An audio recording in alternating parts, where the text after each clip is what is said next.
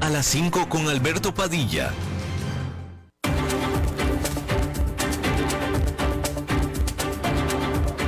Inicia A las 5 con Alberto Padilla. Un programa diseñado con el objetivo de llevarte diariamente un tema de actualidad, acompañado siempre de reconocidos editorialistas, de lunes a viernes a las 5 de la tarde por CRC 89.1 Radio. A las 5 con Alberto Padilla. Hola, ¿qué tal? Saludos, bienvenidos a esta emisión de A las 5 con su servidor Alberto Padilla. Muchísimas gracias por estarnos acompañando, gracias por estar ahí. Le mando cálidos saludos desde la señal y las instalaciones de CRC 89.1 Radio en San José, Costa Rica, desde donde estamos transmitiendo hasta el punto, en el tiempo y en el espacio en el que usted nos está escuchando, porque estamos saliendo en diferentes vías simultáneamente, por ejemplo en Facebook Live, en la página de este programa, A las 5 con Alberto Padilla. Estamos disponibles en el canal de YouTube de este programa. Estamos también en podcast, en las más importantes plataformas para ello, como Spotify, Apple Podcast, Google Podcast y otras 5 importantes más. Aquí en Costa Rica, este programa que sale en vivo en este momento a las 5 de la tarde, se repite todos los días a las 10 de la noche aquí en CRC 89.1 Radio. En esta ocasión me acompaña al otro lado de los cristales, tratando de controlar los incontrolables, el señor David Guerrero y la producción general de este programa, siempre poderosa, desde Colombia, a cargo del señor Mauricio Sandoval. Hay que comenzar hablándole acerca de la inflación en los Estados Unidos porque el precio, el indicador de precios al consumidor del mes de diciembre, esta medida, hay que decir que por mucho es el indicador económico más cerradamente observado del mundo. Estamos hablando del indicador económico de la inflación de los Estados Unidos en la forma del indicador de precios al consumidor. Es, de nuevo, el indicador más seguido del mundo. Y no es cosa menor y no estamos exagerando, ¿sí? Hay que decir que los inversionistas venían contando ya prácticamente, por no decir descontando, con una continua caída, como venía haciendo durante todo el 2023, de este indicador, que de nuevo, este indicador básicamente significa inflación. Básicamente, hay otros indicadores que se toman en cuenta para medir la inflación, pero el más importante, el más seguido es este, el de precio al consumidor. Y este venía cayendo de manera lenta pero segura durante todo el 2023. Hay que decir que a mediados del 2022 este indicador llegó a estar, el nivel de inflación, hasta por encima del 9%, cuando el objetivo de inflación de la Reserva Federal es del 2%, ¿sí? Pero esto fue a mediados del 2022. Desde entonces, incluyendo todo el 2023, ha venido cayendo de manera gradual, ¿sí? Bueno, pues hay que decir que para tener una lectura de todo el 2023 nos faltaba el dato de diciembre, el último mes del año, y hay que decir que en diciembre la inflación rebotó a 3,4% anual, que es una subida respecto del 3,1% que registró en el mes anterior, que fue noviembre. Por supuesto, de nuevo, 3,4% es muy abajo del casi 9% que presentó a mediados del 2022. Y bueno, pues hay que decir que se presentó este pico de inflación o este rebote de inflación durante diciembre, ¿sí? Hay que decir que este nivel de 3,4% de diciembre es el nivel más alto en 3 meses y por encima de lo que estaban anticipando los analistas. Así es que es importante el dato. Hay que decir que hablando de la inflación subyacente, que es la inflación que obtenemos cuando le sacamos los volátiles precios de los alimentos y los combustibles Ahí las presiones sobre los precios se aligeraron un poquito, pero sin embargo, ya cuando nos metemos a los detalles, pues la verdad es que son menos positivos. Ya cuando nos metemos a hilvanar finito en esto, porque aunque los precios de los bienes en diciembre fueron prácticamente sin cambios, permanecieron estables, los precios de los servicios, incluyendo viajes y los alquileres de las viviendas, subieron a una tasa relativamente alta. Y esto es importante. Hay que decir que esto significaría, o podría significar que en los próximos meses estos elementos podrían hacer difícil bajar la inflación hacia el 2%. Ayer justamente estábamos hablando de esto con nuestro invitado, con José María Barrio Nuevo, estábamos hablando de esto, y él hablaba, y fue bastante claro, sobre lo muy difícil y complicado que es bajar el último tramo de inflación de donde se encuentra, que ahora se encuentra en 3,4%, él hablaba ayer del 3%, hacia el nivel del 2%, que es donde la quiere y donde la necesita la Reserva Federal. Ese un punto porcentual último, hablaba ayer José María Barrio Nuevo, va a ser muy difícil conseguirlo, lo que va a evitar que la Reserva Federal comience a bajar tasas de interés. Es decir, significa que las altas tasas de interés permanecerán por mucho tiempo más. Justamente esto ayer estábamos hablando, lo recomiendo muchísimo. La entrevista del día de ayer la encuentra usted en cualquiera de las redes del programa. Así es que ahí tiene usted este asunto, que no es nada menor. Hay que decir que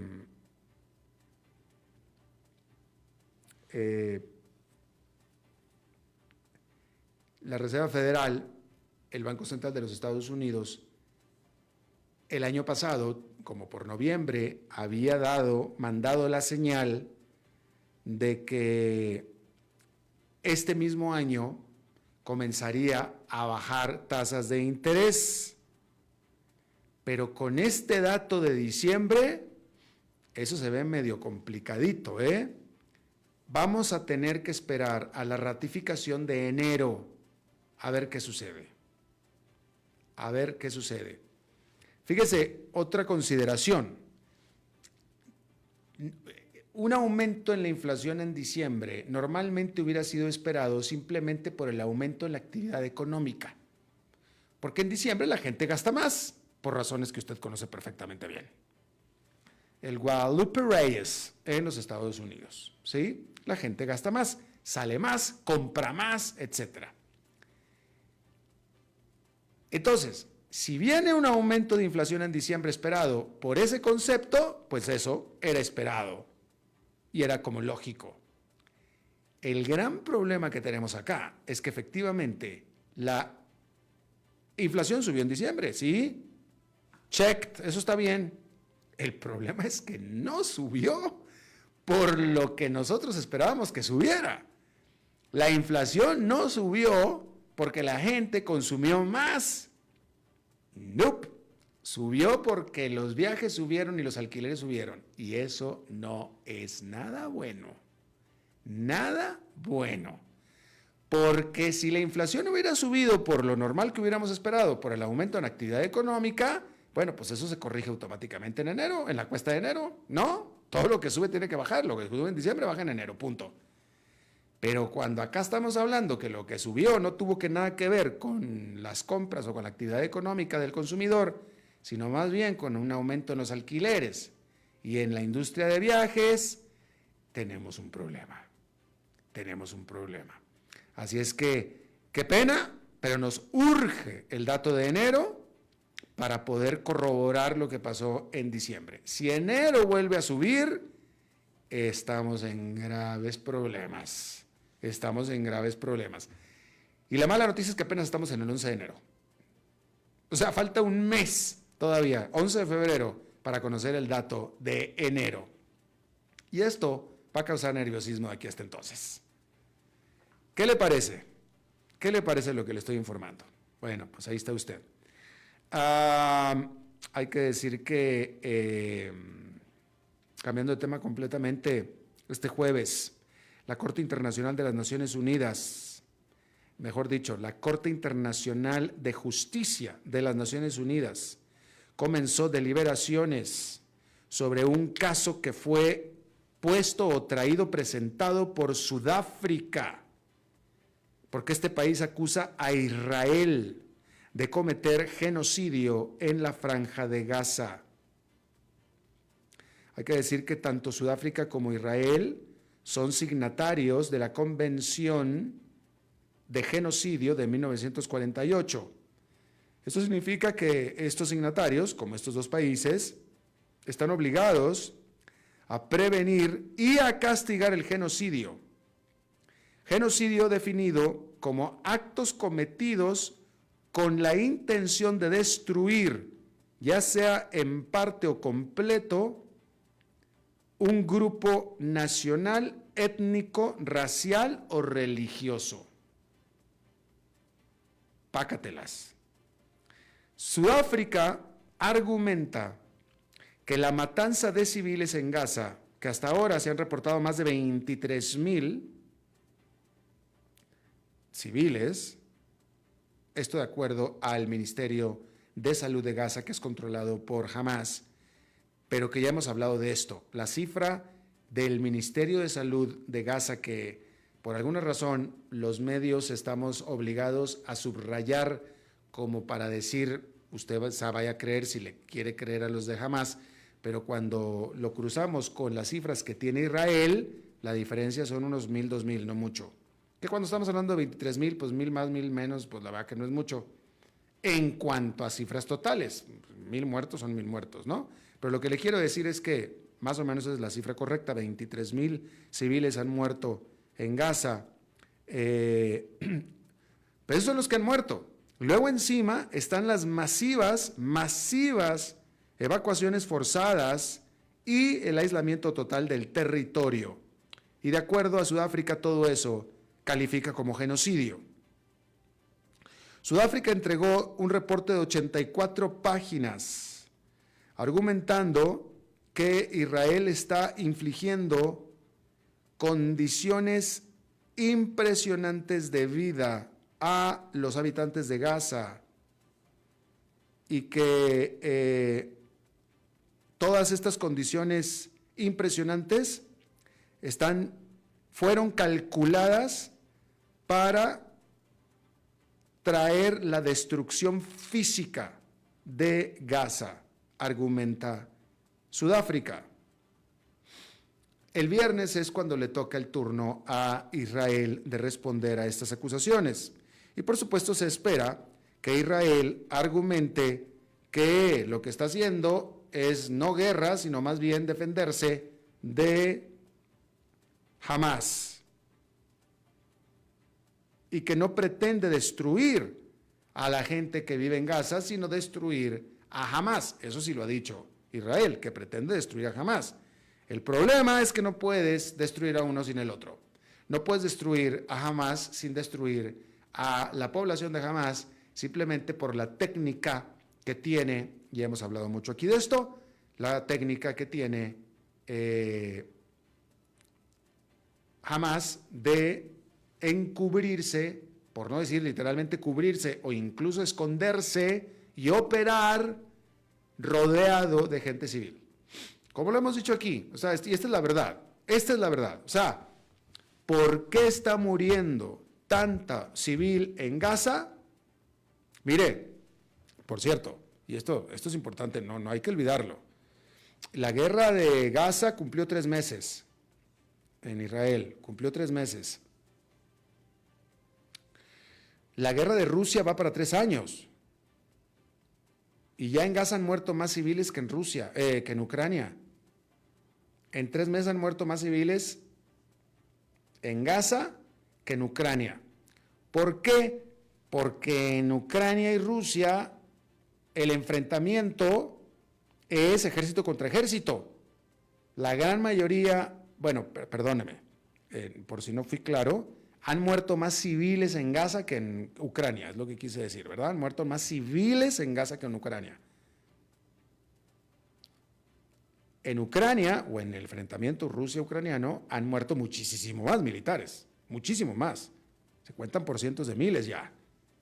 ¿Por qué? Porque la pelea es entre militares. La pelea es entre militares. Pudiéramos decir que entre Israel y Gaza la pelea también es entre grupos militares, entre las fuerzas de defensa de Israel y Hamás.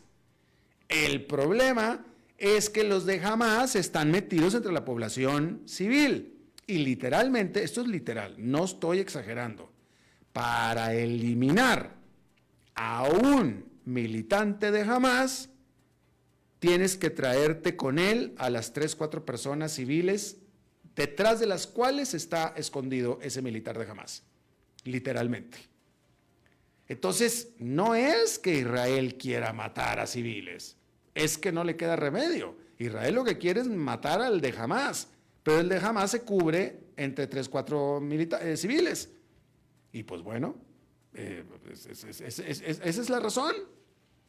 Esa es la razón. Entonces, yo por eso le pregunto, yo siempre he preguntado y sigo preguntando, ¿de quién es la culpa? Que mueran esos 3, 4 civiles por cada militante de Hamás. ¿De Hamás o de Israel? ¿De quién es la culpa? ¿Es la culpa de Israel, cuyas balas son los que matan a estos civiles? ¿O es la culpa de Hamás, cuyo militante se esconde detrás de 3, 4 niños y mujeres? Usted dígame, ¿de quién es la culpa? ¿Está en lo correcto Israel en ir a perseguir a los militantes de Hamás que se metieron a su territorio el 7 de octubre a matar 1,400 personas civiles? ¿Está en lo correcto Israel en ir a perseguirlos? Yo creo que cualquier país hubiera ido a perseguir a ese grupo, ¿no es cierto? No solamente tiene el derecho, incluso tiene la obligación. ¿Está de acuerdo conmigo? Pero el problema es que este grupo de Hamás se esconde entre la población civil. Y entonces la pregunta es, ¿qué es lo que se supone que debe hacer Israel? ¿No hacer nada? ¿De poner las armas, esconderse, retraerse? ¿Esperar otra vez a que Hamás venga y haga lo mismo que hizo el 7 de octubre? ¿Eso es lo que se supone que va a hacer Israel? Yo le pregunto a usted. Y estas preguntas se hacen poco en la prensa internacional. Se hacen poco. Todo mundo le está echando la culpa a Israel. Claro, porque es fácil. Por lo que lo estamos diciendo. Sí, las balas. ¿De quién son las balas? Pues de Israel, sí. Pero pues ¿a quién está persiguiendo Israel? A los de Hamás. ¿Y dónde están los de Hamás? Escondido detrás de 3, 4 mujeres. Entonces, ¿de quién es la culpa? ¿Y qué debería de hacer Israel entonces? Y bueno, ahí está. Por eso hay tantos muertos. Y ahora Sudáfrica, pues está acusando de genocidio a Israel ante la Corte de Justicia de las Naciones Unidas. Mañana escucharemos los argumentos de Israel. Irán confiscó un tanquero de petróleo en el Golfo de Omán. Este barco de bandera griega está cargado de petróleo iraquí. Y este mismo barco ya había sido el centro de una disputa con Estados Unidos cuando se le agarró transportando petróleo de Irán en contra de las sanciones que se habían impuesto sobre Irán. Medios de prensa iraníes dijeron que esta acción fue en venganza por el robo de petróleo por parte de los Estados Unidos, que había confiscado esta nave y su petróleo el año pasado.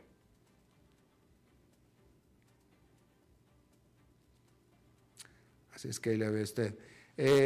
Hay que decir que oficiales de Estados Unidos fallaron en darle seguimiento adecuado a alrededor de $1.000 millones en ayuda militar que se envió a Ucrania, de acuerdo a la conclusión de un reporte elaborado por el Pentágono. Este material debía haber sido sujeto a un monitoreo especial, ya que se trataba de cierto tipo de misiles y de aparatos para visión nocturna. Por eso es que debía de tener un seguimiento especial.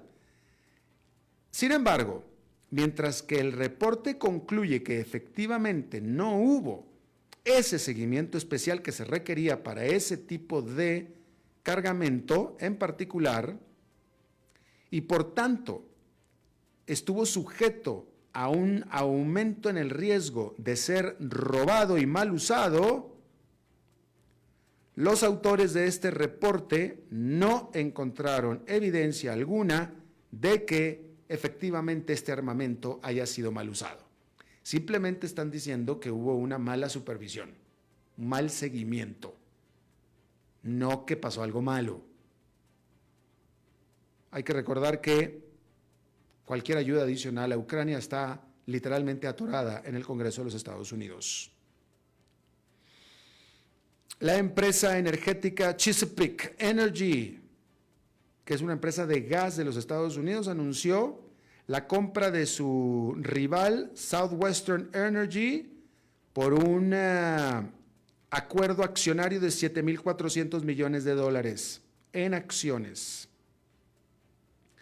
Como usted sabe, porque lo hemos informado aquí puntualmente en el programa, este acuerdo es tan solo el más reciente de toda una ola de consolidaciones que se ha dado en el sector energético de los Estados Unidos y convierte a Chesapeake Energy en uno de los productores de gas más grandes de los Estados Unidos, si es que todo esto es aprobado por el regulador estadounidense. Y bueno, en el análisis un poquito más profundo hay que decir que esta compra refleja la intención de Chesapeake Energy de especializarse prácticamente exclusivamente en gas natural, ya no tanto en petróleo. Así es que lo tiene usted. Microsoft, de manera breve, pero lo hizo, sobrepasó a Apple como la empresa más valuada, con más valor, la empresa con más valor del mundo. Esto sucedió durante un periodo breve, durante la operación bursátil de este jueves, cuando el valor total de las acciones de Microsoft sobrepasó el valor total de las acciones de Apple.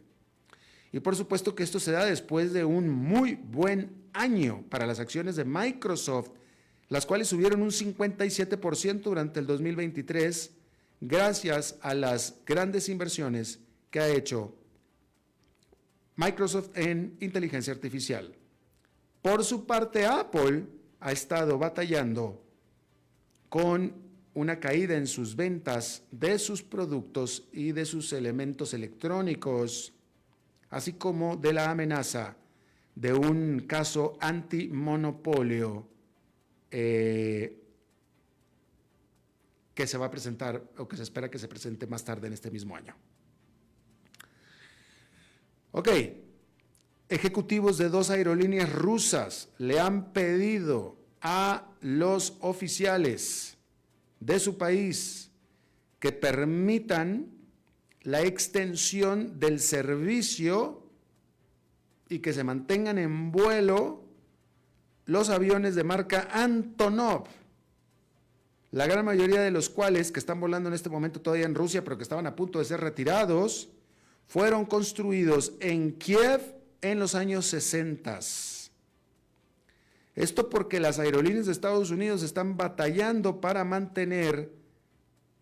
poder dar su servicio, para poder mantenerse volando sin las aeropartes ni repuestos para los aviones estadounidenses y europeos, prácticamente de Boeing y de Airbus, que existen en Rusia. aeropartes que no están disponibles, no pueden disponer de ellas porque están bajo sanciones de Occidente. Y las únicas aeropartes que pueden ellos en este momento conseguir son los aviones hechos en Rusia o en aquel momento en Ucrania, que era la Unión Soviética. En este momento hay cerca de 100 aviones Antonov que están en servicio en todo Rusia. Son aviones de más de 50 años. Y sí, Aeroflot, la aerolínea bandera rusa, tiene muchos aviones Airbus y Boeing modernísimos, pero no los puede volar porque no tiene aeropartes. Así es que ahí tiene usted eso. Fíjese usted esta nota que es bastante importante. Yo le estaba hablando aquí el año pasado, en los últimos programas del año pasado, estábamos hablando acerca de el gran problema que están teniendo los automóviles eléctricos de segunda mano en los Estados Unidos. ¿Se acuerda que estábamos hablando de eso?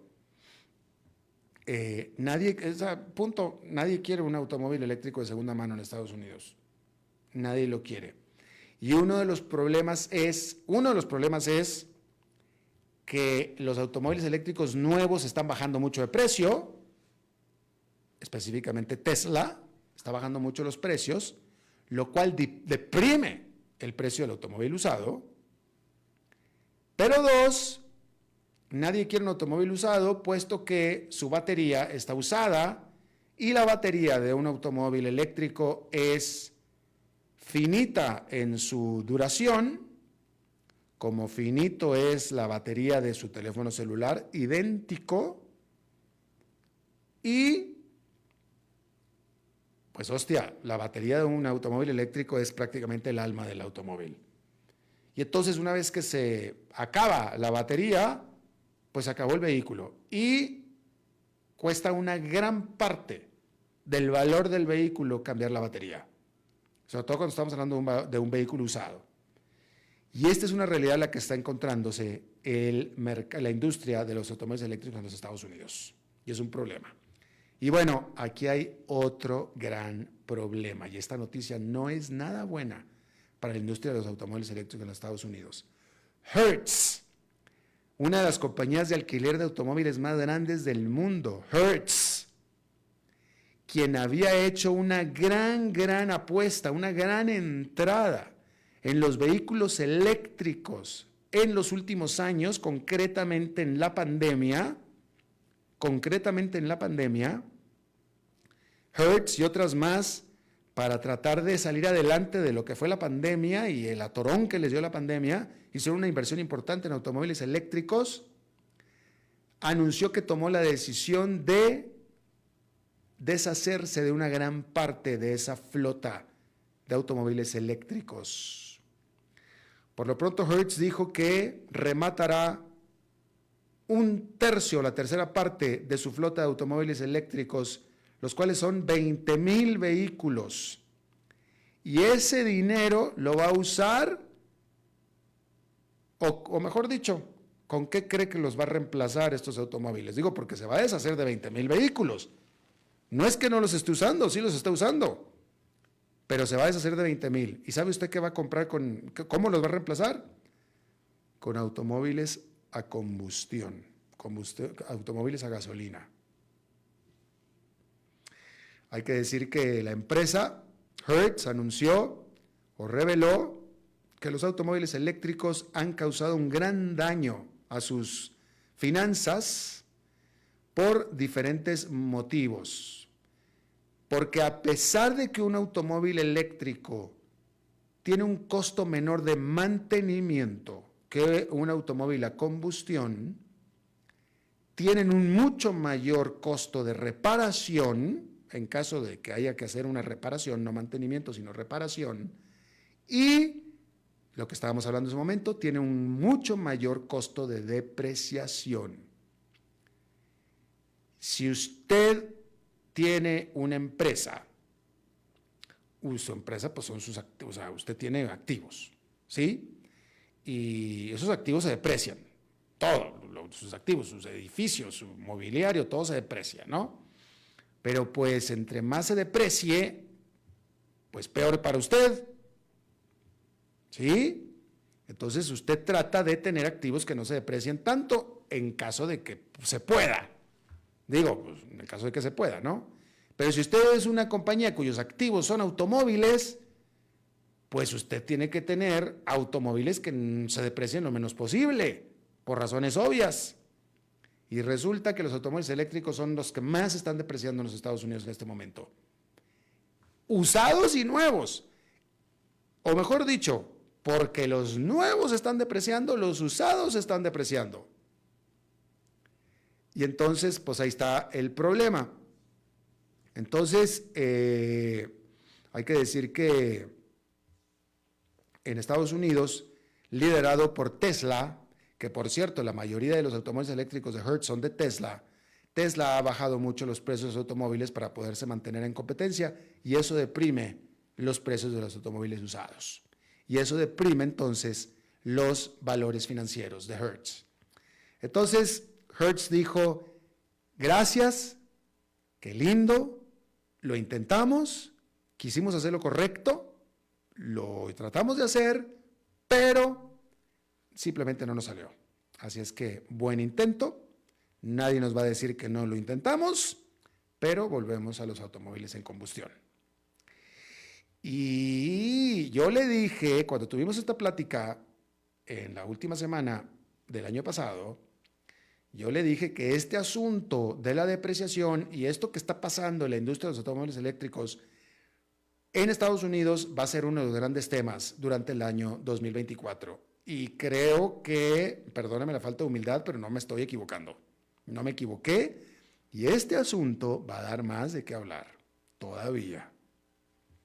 Así es que ahí lo tiene usted. Este es el primer anuncio por parte de Hertz, son solamente la tercera parte de su flota.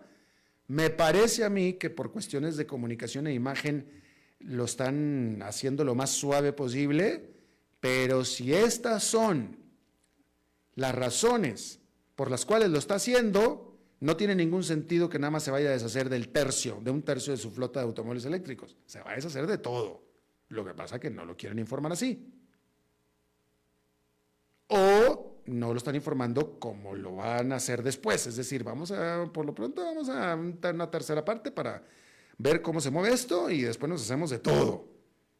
Porque si las razones son esas, ellos se van a deshacer de todos, no de una tercera parte. Lo que pasa es que se quieren ir despacito. Bueno, ahí lo tiene usted. Vamos a hacer una pausa y regresamos con nuestra entrevista de hoy.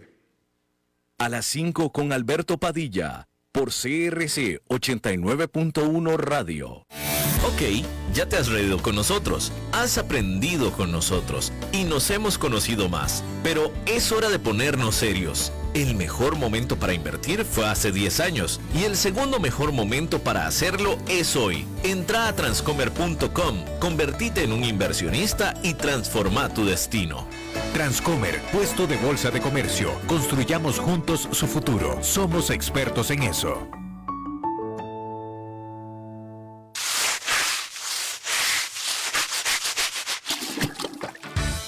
¿Cansados de limpiar tanto el piso de su casa? No sufran más. Cambien esta cerámica con porcelanatos pulidos antibacteriales y súper fáciles de limpiar. En Porcerámica, número 1 en porcelanatos.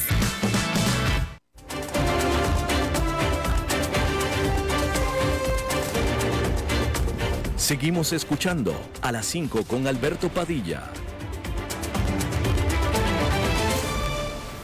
Muchas gracias por continuar con nosotros. En esta noticia muy, muy importante que le dimos a conocer ayer, que fue cuando se dio a conocer la noticia, a partir de este jueves, fondos de inversión en bitcoins están ya transándose en los mercados de valores de los Estados Unidos, con lo que significa que grandes casas de inversión, grandes nombres establecidos de Wall Street, están ya ofreciendo y transando fondos de inversión en bitcoins, con lo cual entonces pudiéramos decir que Bitcoin se va mainstream, porque en todo este tiempo, básicamente, Los bitcoins se movían en su propio universo Bitcoin, en su propia onda, en su propio asunto, y los grandes bancos y instituciones financieras establecidas no se metían. Bueno, pues ahora ya se metieron. Vamos a hablar de todo esto. Yo le agradezco muchísimo a Edgar Jiménez que esté con nosotros. Él es experto en el comportamiento de las criptomonedas, seguidor de esta industria, pero también especialista en finanzas. Actualmente es profesor de finanzas de la Universidad Jorge Tadeo Lozano. Edgar, muchas gracias por estar con nosotros. Alberto, un saludo muy especial, buenas tardes y a todos a quienes a esta hora nos acompañan. Gracias. Estos fondos en Estados Unidos se les conocen como ETF. ¿Qué es exactamente un ETF y si es para cualquier público? Pues le respondo la segunda, diciéndole que sí es para cualquier público, para todo tipo de personas, incluso inversionistas que puedan tener tal vez $200 o $500 y quieran mover ese dinero, lo van a poder hacer con estos nuevos instrumentos de Bitcoin en cualquier plataforma de negociación. Y ahora, ¿qué es un ETF? Y un ETF es un instrumento, tal vez el que a mí más me gusta, y es el instrumento por excelencia para potenciales inversionistas que están interesados en, por ejemplo, muchas personas dicen quiero invertir en oro, pero invertir en oro aparentemente no es tan fácil, no es tan sencillo, o quiero invertir en un grupo de acciones de los Estados Unidos, entonces tendría que ingresar, si quiere 10 acciones diferentes, 10 empresas diferentes, tendría que hacer 10 órdenes y lo mismo al entrar y al salir. El ETF simplemente es un clon, es un instrumento financiero que me permite replicar los movimientos de otros instrumentos. Por ejemplo, si alguien dice quiero invertir en petróleo, pero pues cuando usted quiere invertir en petróleo no es que quiera petróleo, sino que quiere pues las ganancias que le pueda dar el petróleo. Yo siempre, como digo, incluso acá en clase en la universidad, pues no es que yo quiero petróleo o un barril de petróleo en la sala de mi casa, nadie quiere eso, sino que los inversionistas que queremos con un dinero, tener más dinero. ¿A través de qué? Puede ser de petróleo, puede ser oro, pueden ser acciones, pueden ser bonos o pueden ser incluso, en este caso, bitcoins. Me están replicando y hay un tema ahí importantísimo que por eso es que se aprueban y es el de la custodia. Claro. Ahora, Edgar, a ver, para que nos aclares tú, porque desde que es un fondo sobre bitcoins, es un fondo que invierte en bitcoins. Entonces, depende, o sea, por tanto, depende de los bitcoins. Y los bitcoins son volátiles como cualquier otro valor, pero el bitcoin lo es. Entonces, el punto es que desde el momento en el que dependen de los bitcoins, llevan, por más que sean ETFs y que estén valorados en bolsa, siguen teniendo el mismo volatilidad y riesgo inherente que siempre tuvo el Bitcoin, ¿cierto? Sí, claro que sí. O sea, digamos, en el mundo de las inversiones y de los negocios, eso es como en el mundo pues de las compras, de la ropa, de lo que quiera comprar, y usted decide qué compra y qué riesgos asume. En el caso del Bitcoin, pues por ser un negocio tan nuevo que arranca en el 2009, pero se formaliza, entre comillas, del 2015 para acá, pues es un negocio que apenas tiene 8 años que lo estamos conociendo, que está evolucionando y tiene cambios muy bruscos de precio. Y lo hemos hablado en ocasiones anteriores acá pues, con usted, esas variaciones fuertes de precio pues son volatilidades que son propias de algo que es desconocido y que cuando llegan noticias que no se logran interpretar bien, pues los precios cambian, tanto hacia arriba como hacia abajo, y quien entre en un ETF de Bitcoin está replicando exactamente el mismo comportamiento de Bitcoin en este caso, entonces está asumiendo niveles de riesgo altos. ¿Qué significa un nivel de riesgo alto? Que puedo tener una muy buena rentabilidad, muy alta, o eventualmente puedo tener una pérdida muy grande, y más aún si hago algún ejercicio de apalancamiento. ¿Cuál es entonces la importancia relativa de esta medida, de esta decisión? Mire, esa es una muy buena pregunta, porque justamente lo que sucede hoy, o lo que sucedió ayer con todo este tema de los bitcoins y de los fondos nuevos, es que ETFs de Bitcoin ya existían. y esos ETFs de Bitcoin existían en la medida en que operaban sin el entregable. En el mundo de los, digamos, de los derivados o de los negocios, pues se supone que si yo entro en un ETF o en algún producto de Bitcoin, pues se supone que indirectamente al menos soy propietario de Bitcoin. Realmente los ETFs que estaban y que podíamos ganar o perder dinero con Bitcoin, y tal vez quien lo haga y no sea muy experto en finanzas no se va a dar cuenta entre los ETFs que había antes y los nuevos, y es que antes no había el entregable, no existía el Bitcoin real detrás de eso, pero existían unas fuentes de precios de la Bolsa de Chicago a las que se pegaban las cotizaciones. ¿Qué pasó ahora? Estos nuevos fondos, están, digamos que los quienes están al frente son grandes fondos de inversión del mundo. Por ejemplo, BlackRock, uno de las entidades financieras más poderosas del mundo, Fidelity, otras más relevantes. Entonces, se le da como cierto grado de legitimidad, de legalidad a un negocio que todavía mucha gente pregunta si eso es legal, si vale la pena hacerlo, si está de acuerdo con las normas. Pues ya está de acuerdo con las normas, al menos de los Estados Unidos, Y dos, que realmente esos fondos por eso se llaman ETFs Spot, porque están respaldados por los bitcoins reales. Es decir, los bitcoins no se pueden tocar, pero hay algo que finalmente se resolvió, que fue la custodia. Eso no se aprobaba, ¿por qué? Porque si usted entra, invierte en bitcoins y yo le armo un fondo, lo que me preguntaba el regulador era, oiga, ¿y qué pasa? ¿Quién custodia eso? ¿Quién hace que eso no se pierda? Porque si se pierden los bitcoins, ¿quién le responde a la gente por su plata? Pues eso se resolvió. Hay una entidad que se llama Coinbase, que es el custodio de 9 de los 11 fondos nuevos que se crearon, que a muchos les gusta, a otros no, pero ese es el tema de la custodia. Entonces son dos cosas grandes: respaldo institucional casi que legal, y se resuelve el tema de la custodia, y resulta que si yo entro con $100 en Bitcoin, efectivamente tengo en el custodio hay $100 almacenados en Bitcoin que antes no existían. ¿Y qué va a pasar? Pues y la especulación con los precios apunta hacia adelante a que efectivamente, si grandes inversionistas entran a Bitcoin a través de los ETFs, estas entidades, BlackRock y todas las demás, tendrán que salir a comprar los ETFs reales para almacenarlos y custodiarlos, y esa demanda fuerte es la que probablemente explique aumentos de precio para final de este año. Probablemente, como tú lo has dicho, que ahora con la entrada de estos gigantes establecidos típicos de Wall Street a transar fondos ligados a Bitcoin, ¿qué va a pasar con las criptobolsas tradicionales que eran las que manejaban Bitcoins antes? No, yo creo que van a seguir funcionando igual. Ahí pues digamos que los clientes grandes y los poderosos van a estar con estos fondos nuevos, pero yo creo que la gran masa de la población y de las personas naturales es posible que sigan operando o usando los exchanges. Y realmente los exchanges son los sitios de intercambio que alguna vez charlamos, que uno va allá es a intercambiar nomás y luego almacena.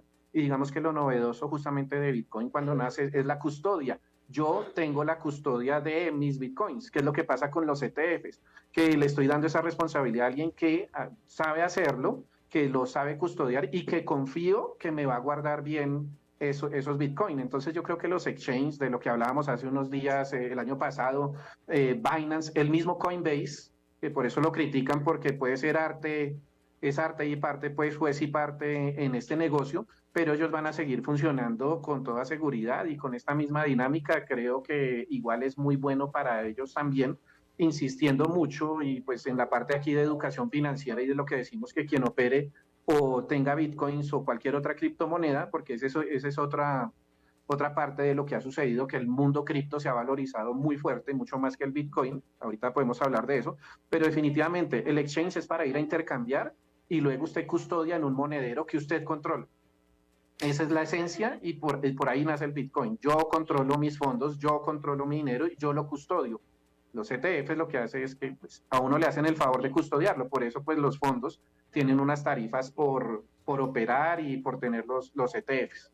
Claro. Ahora, hay que recalcar, porque qué bueno que lo mencionaste tú. Esto es solamente para Bitcoins, no ninguna otra criptomoneda. Hay muchas criptomonedas. Bitcoin es una de ellas, la primera, y estos fondos son para Bitcoins.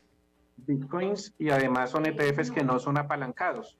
¿Qué quiere decir que sea apalancado? Que si yo entro con $100, o bueno, más que con $100, que si el precio del Bitcoin varía 5% en un día, yo estoy apalancado 2-1, que allá hay fondos apalancados, pero que no son spot como los que nacieron hoy, ayer. Si el Bitcoin se mueve 5, yo me muevo 10. Si él gana 5, pues yo gano 5. Si él gana 5, yo gano 10. Si él pierde 5, yo pierdo 10. Entonces, pero digamos que lo muy interesante que ha sucedido en el mercado en estos días, particularmente ayer y hoy, es que otras monedas, o sea, el Bitcoin de hecho la valorización no fue muy fuerte, pero la número 2, que es Ethereum, se valorizó muy fuerte, lleva 2 días de fuertes valorizaciones porque también están en fila algunos ETFs que me replican el Ethereum. Y hay otras criptomonedas como ADA Cardano, por ejemplo, incluso creo que Polkadot, si no estoy mal, más criptos de estas, más proyectos nuevos que están haciendo fila y que cuando usted sabe que le aprueban a Bitcoin los ETFs, pues detrás van a venir los demás casi que por defecto. Eso va a hacer que demanda institucional, oficial, legal, tradicional, pues que haya un volumen, se espera que este año 2024 haya un volumen fuerte de dinero hacia las criptomonedas y en la medida en que se aprueben más ETFs, eso va a suceder. ¿Qué hacen los inversionistas? Y pues se van adelantando y van comprando las monedas antes que los grandes las vayan a comprar. Claro. Por último, Edgar, si alguien está en este momento pensando invertir en Bitcoin, que diga, bueno, yo quiero Bitcoin, ahora que ya se dio este anuncio y que estos ETFs están cotizándose por parte de las grandes brokerages de Wall Street, etcétera, ¿un inversionista nuevo debería de irse por ese camino, esa ruta, o no necesariamente? No, a mí me gusta, digamos, el tema de los ETFs, que estén custodiados y todo esto adicional no me garantiza absolutamente nada, pero digamos que me da algo de una pequeña seguridad, además de la facilidad de transarlos directamente en una plataforma. Mire usted que los bitcoins se van a transar ahora como si fueran acciones. Es decir, si usted, ahora que hablaban de Tesla y de esto, quiero acciones de Tesla, pues entro a una plataforma y simplemente las compro desde cualquier parte del mundo fondeando una cuenta pues en dólares estadounidenses. Eso va a pasar con Bitcoin, pues, es decir, que va a ser muchísimo más fácil la operativa digamos, de esta criptomoneda, porque antes era un poco más complejo porque teníamos que buscar quién me vendiera y si no conseguía tenía que ir a un exchange a hacer un intercambio y eso, digamos que no es un procedimiento fácil para una persona natural, para una persona que trabaja en una oficina de abogados o para un médico o algo por el estilo, pero los ETFs van a hacer que sea muchísimo más fácil y a mí me gusta ese camino.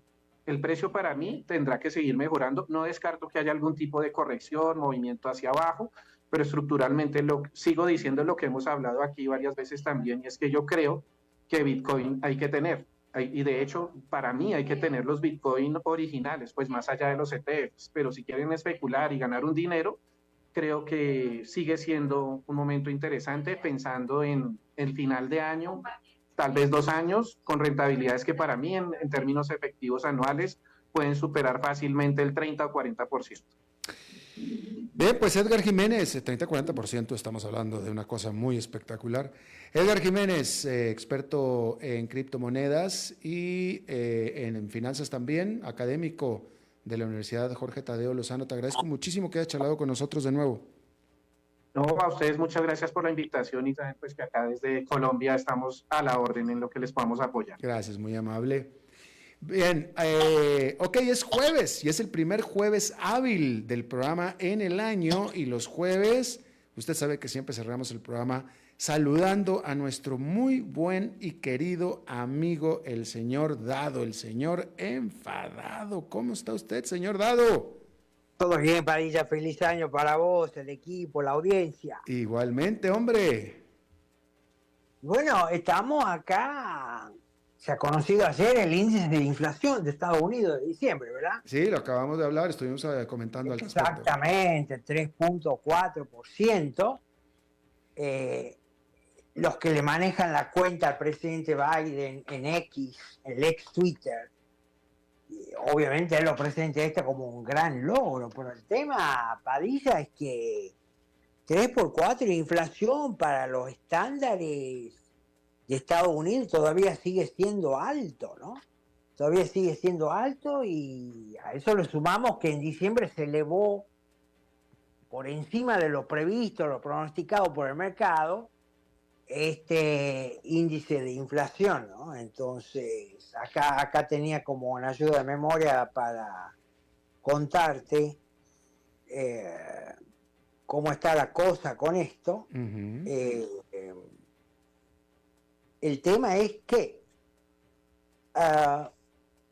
bueno, se me escaparon los números acá, juro que los tenía. ¿Qué pasó, El señora? tema es que, el tema es que, los costos de la vivienda, dice que fueron los que más aumentaron el mes pasado.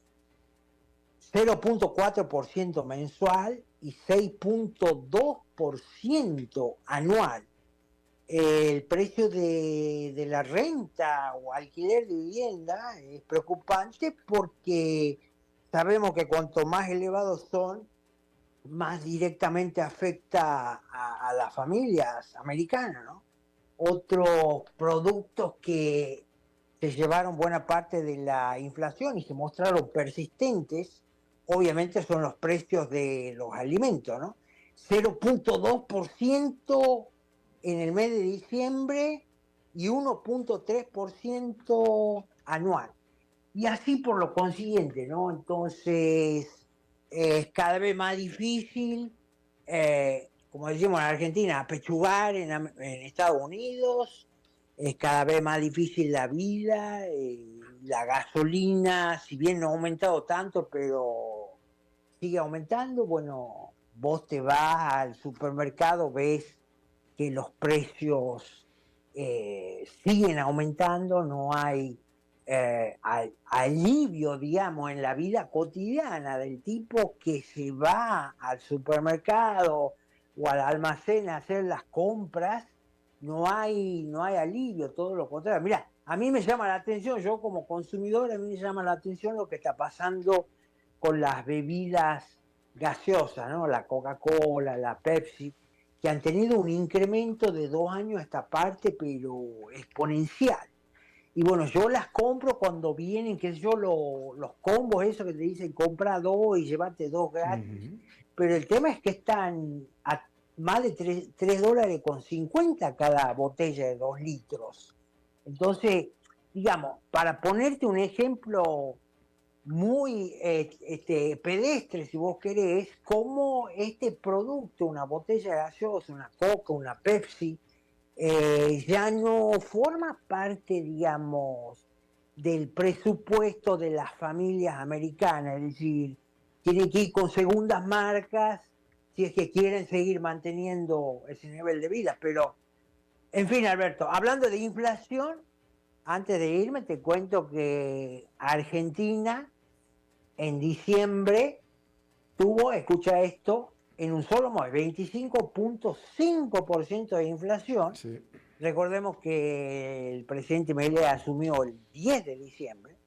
Y bueno, este número es todavía arrastre y por un tiempo va a ser así, de las políticas desastrosas del kirchnerismo, de Alberto Fernández, Cristina Fernández y su entonces ministro Massa. Pero acá lo que está diciendo, que yo los especialistas, es que la emisión había sido tan brutal y feroz que estaba pronosticado que en diciembre la inflación iba a ser por lo menos 32-33% con un 40%. Acá lo que hay que destacar es cómo este 25.5%, que es altísimo, es casi hiperinflación, pero no es lo mismo que un 40% como se pronosticaba, y es resultado evidentemente de lo que Milei llamaba ajuste hiperortodoxo, es decir, el cierre de la emisión para financiar al Tesoro y otras medidas, digamos, de shock que ha ido tomando con los tipos de cambio, etcétera. Pero impresionante, Alberto, impresionante, y bueno, trato de estar en mejor ánimo porque estamos comenzando el año, pero no te confíes que va a ser así el próximo programa. Claro, no, estoy seguro que no. Y de nuevo, nada más aclarar que este fenómeno de la inflación, bueno, el de Argentina es único, definitivo, pero el de Estados Unidos, pues tampoco es único, él es compartido. La Unión Europea, el resto del mundo está pasando por un periodo también de inflación decreciente, pero esta ola inflacionaria se dio en todo el mundo, ¿no? Sí, pero hay países en Europa, en este momento no los recuerdo exactamente, pero hay países en Europa que tienen menos inflación que Estados Unidos. Y bueno, pues sí. Y ni hablar Latinoamérica, o sea, Uruguay, mismo Chile, o sea, no jodamos. Señor Dado, le agradezco muchísimo su primera intervención del año. Bueno, gracias a ti, Alberto Padilla. Nos vemos en la próxima semana. Saludos. Hasta luego. Bien, eso es todo lo que tenemos por esta emisión de A las 5 con su servidor Alberto Padilla. Muchísimas gracias por habernos acompañado. Espero que termine su día en buena nota, en buen tono, y nosotros nos reencontramos en 23 horas. Que la pase muy bien.